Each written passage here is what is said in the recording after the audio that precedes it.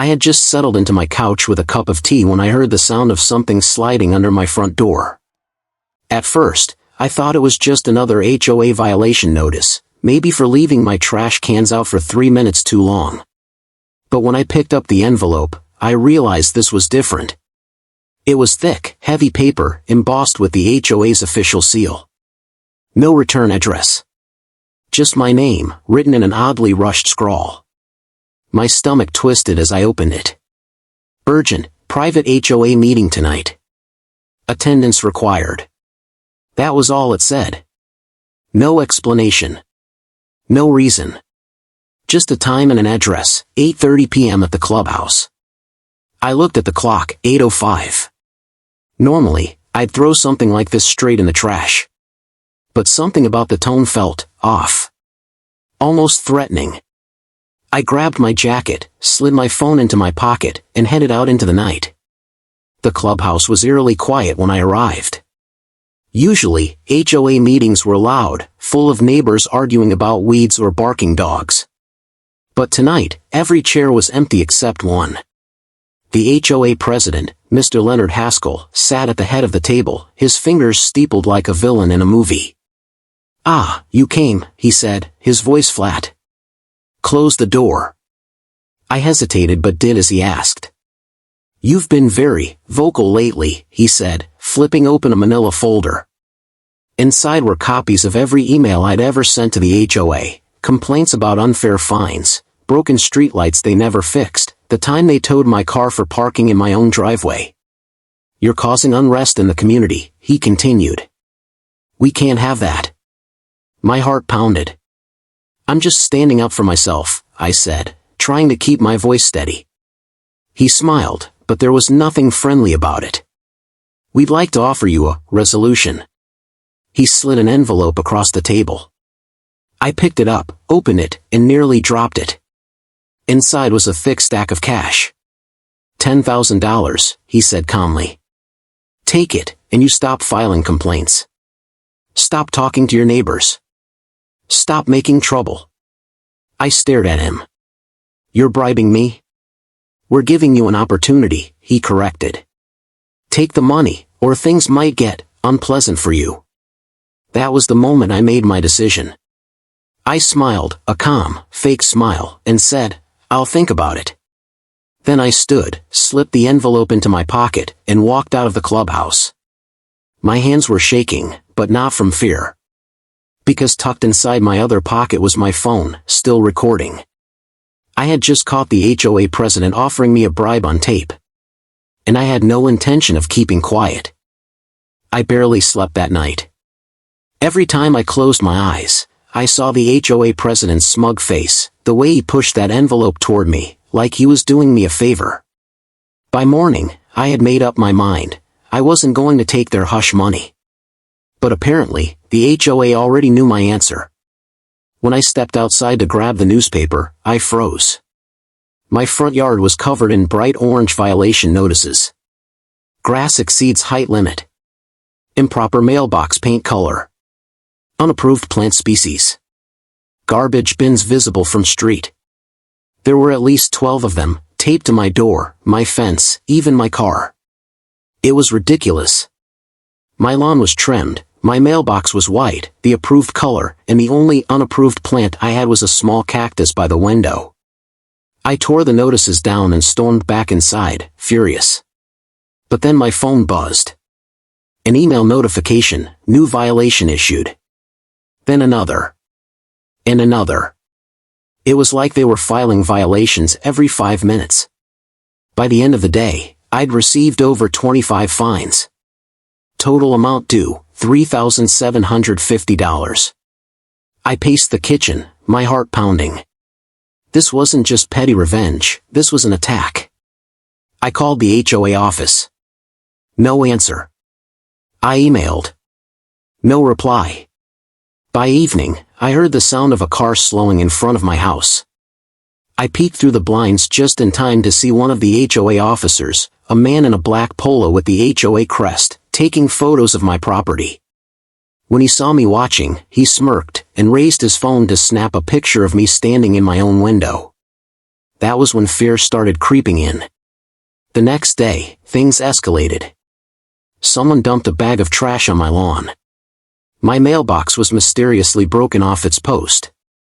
And when I checked my security camera footage, the entire last 48 hours were wiped. Someone had tampered with my system. By now, I knew what they were doing. They were trying to scare me into taking the money. I sat at my kitchen table, staring at the envelope of cash from last night. I could just take it. Hand it back. Promise to shut up. But my gut told me that if I gave in now, they would own me forever. Instead, I opened my laptop and began typing. Emails. Group chats. Posts in the neighborhood forum. I told everyone what happened, about the bribe, the violations, the intimidation. Within an hour, my phone started blowing up. Wait, they offered you cash too. They did the same thing to us last year. I have pictures of them trespassing.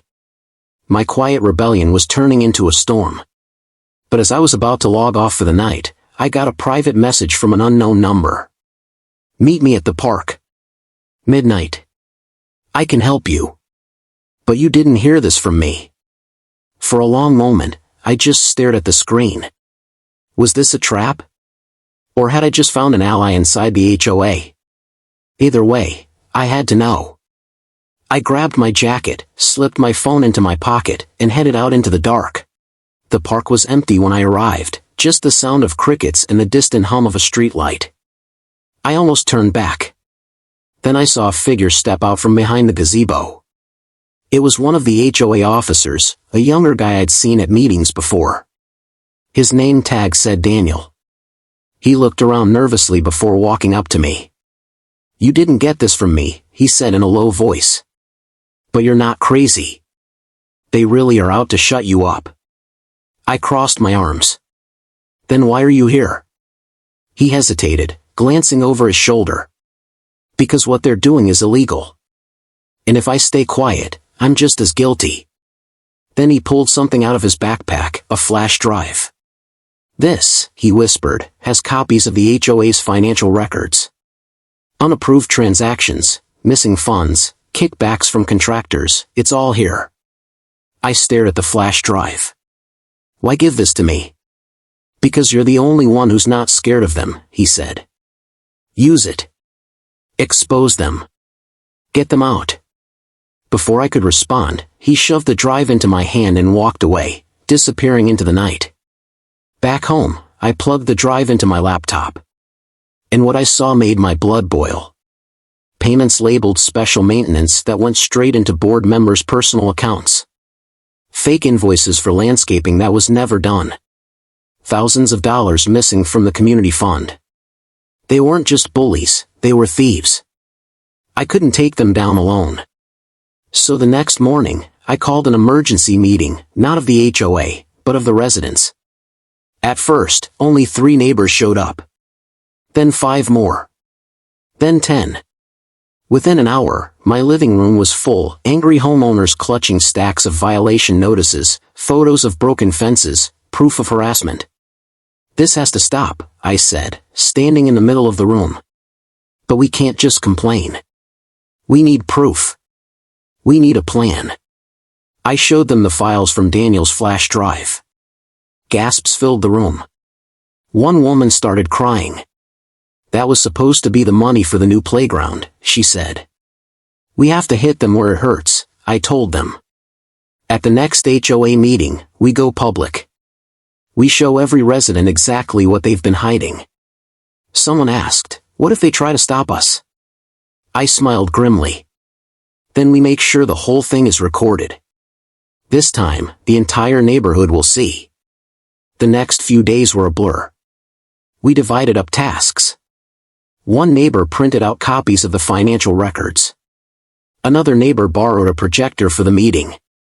I upgraded my security cameras and made multiple backups of the recording of the bribe, stored in the cloud, on a USB, even on a hidden SD card taped under my kitchen table. If they wanted to erase me, they'd have to erase every single copy. The night before the meeting, I barely slept. I kept imagining what would happen, the HOA president's face when we exposed him, the look on the neighbors' faces when they realized the truth. But deep down, I knew this wasn't going to be easy. The HOA had power. They had lawyers. And if they felt cornered, they might lash out. When the morning of the meeting finally came, my hands were steady. For the first time, I wasn't just fighting for myself. I was fighting for the whole neighborhood. The community clubhouse was packed. Normally, HOA meetings barely drew 10 people. But tonight, every chair was filled. Some neighbors even stood against the walls, arms crossed, waiting to see what would happen. At the front of the room, the HOA board sat at their usual long table, President Leonard Haskell in the center, looking annoyed that so many people had shown up. He banged his gavel. "This meeting is now in session. First order of business." "Not so fast," I said, standing up. Every head in the room turned toward me. My heart hammered in my chest, but I didn't back down. "I have evidence," I said, holding up my phone, "that this board has been stealing from us." Murmurs rippled through the room. Leonard's face darkened. "You are out of order. Sit down." Instead, I walked to the front of the room and plugged my laptop into the projector we'd set up earlier. The screen behind me lit up with rows of financial records, withdrawals, fake invoices, personal transfers. "This is where your HOA fees have been going," I said, my voice loud and clear. "Into their pockets." Gasps erupted from the crowd. A neighbor shouted, "Is that why the playground was never built?" Another yelled, "You've been fining us for this?" Leonard stood, his face red. "Turn that off right now." But I wasn't finished. I hit play on my phone, the recording of Leonard sliding the envelope across the table. His voice filled the room. $10,000. Take it, and stop making trouble." The room exploded. Neighbors shouted, some stood on their chairs. Leonard lunged toward me, trying to grab the phone. I stepped back. "Touch me and you'll regret it," I said, holding it high. He grabbed for it anyway, but before he could reach me, two of my neighbors stepped in, blocking him. "This isn't just a meeting anymore," one of them said. "This is a vote." The room went silent.